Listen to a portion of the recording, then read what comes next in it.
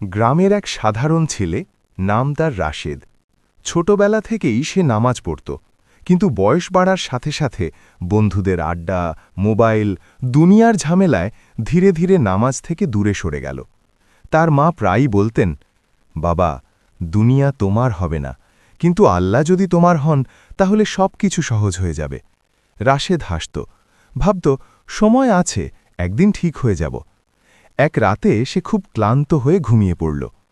স্বপ্নে দেখল সে এক অন্ধকার মাঠে একা দাঁড়িয়ে, চারদিকে নিস্তব্ধতা। হঠাৎ দূরে আলো দেখা গেল। সে দৌড়ে গেল আলোর দিকে। আলোর কাছে গিয়ে শুনল একটি কণ্ঠ, তুমি কি প্রস্তুত? রাশেদ কাঁপতে লাগল, বলল, কিসের জন্য? কণ্ঠ বলল, যেদিনের কথা তুমি জানো কিন্তু কখনো গুরুত্ব দাওনি।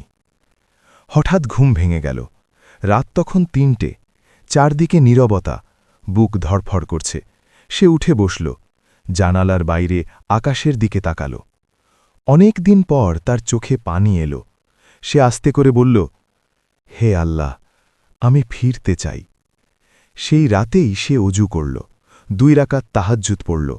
কাঁদতে কাঁদতে বলল, আমি দেরি করে ফেলেছি, কিন্তু আপনি তো দেরি করেন না। সকাল হলে মা দেখলেন রাশেদ ফজরের নামাজ পড়ে বসে আছে।